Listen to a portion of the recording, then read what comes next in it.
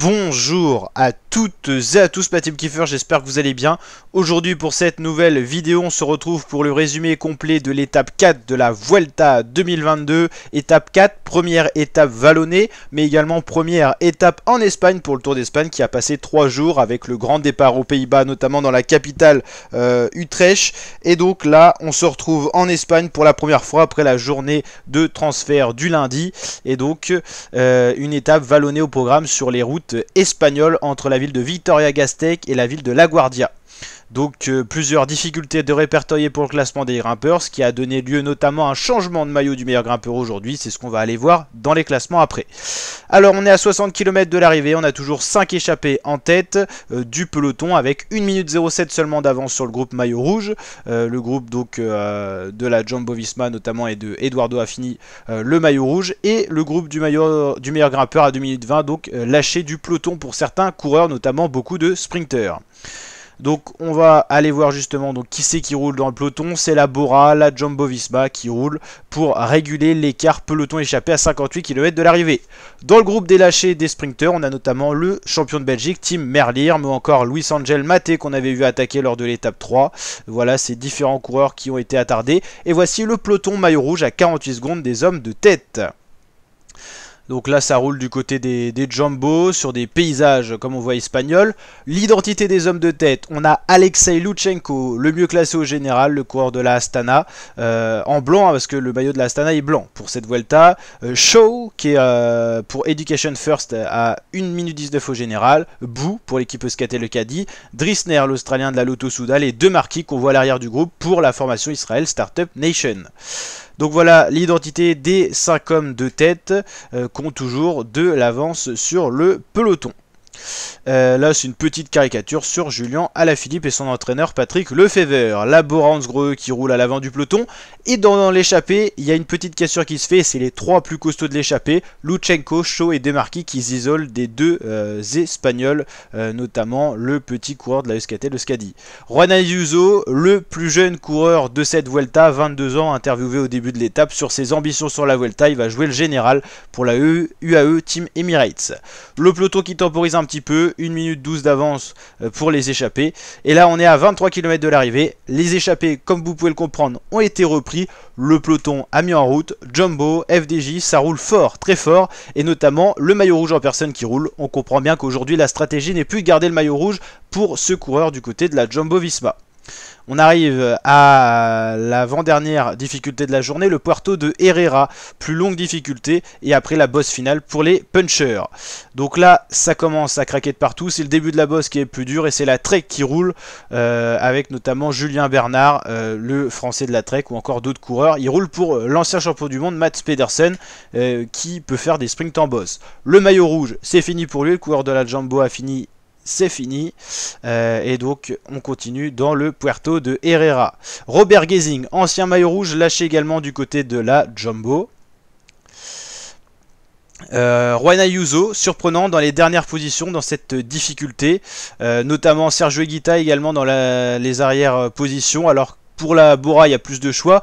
Higuita leader ou alors Jane Lay qui a gagné le Giro ou Wilco Kelderman qui est capable d'avoir de bonnes références sur les grands tours. C'est la question. Ethan Hayters, le meilleur jeune, le maillot blanc également à l'arrière du peloton, lui qui peut être dans les favoris de cette étape, n'est pas en grande forme apparemment. Jumbo qui remet en route hein, dans les 2 dernières kilomètres de l'ascension.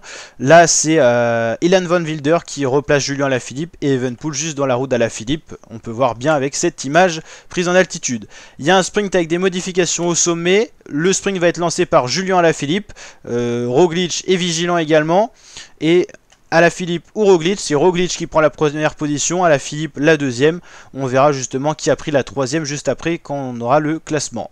13 km pardon, avant l'arrivée, on entame la descente et la descente elle est faite à fond. Une chute pour un coureur de la Kern Pharma, c'est un check pour cette équipe qui est allée au sol. 8 km 7 de l'arrivée, ça attaque du côté de la Astana quand ça se regarde un petit peu, mais le peloton à chaque fois va rouler pour revenir sur ces différentes attaques et ça va mettre en place un train pour essayer de se placer avant la dernière bosse finale qui se situe à 1 km de l'arrivée. Voilà le sprint qu'on a parlé avec les modifications. Roglic, Alaphilippe et Jevine, c'est les 3 premiers qui ont été cherchés respectivement 3, 2 et 1 seconde. On arrive sous la banderole des 3 derniers kilomètres. On voit que la Movistar se replace, notamment avec Enric Mas, mais également Alejandro Valverde, le vétéran de cette Vuelta pour son dernier grand tour. Là, c'est la Movistar qui emmène toujours. Roglic très bien placé, Esteban Chavez également. Ici, ça doit être Van Wilder qui essaye de replacer Alaphilippe et Evenepoel. Alaphilippe toujours bien placé.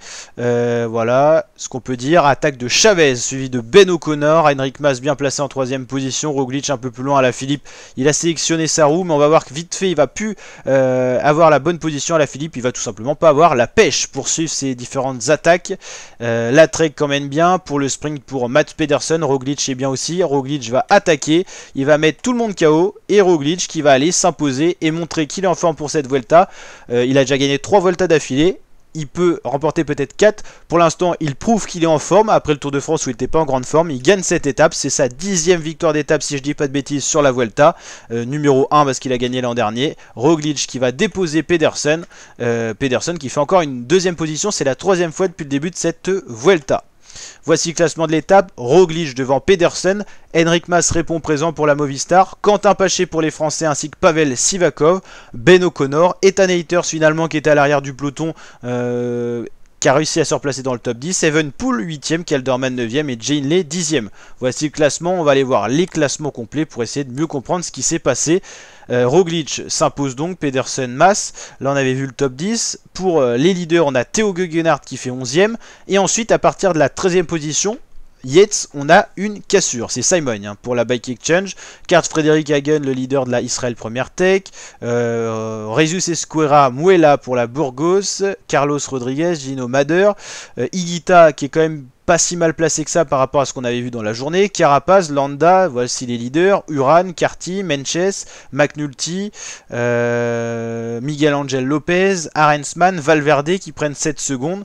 Ils ont pris une bonne petite cassure. Les coureurs qui en prennent un peu plus, notamment Marc Padoun. Julien Alaphilippe qui était pas bien dans le final, il va perdre 28 secondes sur cette dernière ascension. Ça monte que le coureur tricolore n'a peut-être pas récupéré de sa blessure de début de saison. En tout cas, on l'a connu capable de s'imposer sur ce genre de boss. En tout cas, pas perdre 28 secondes.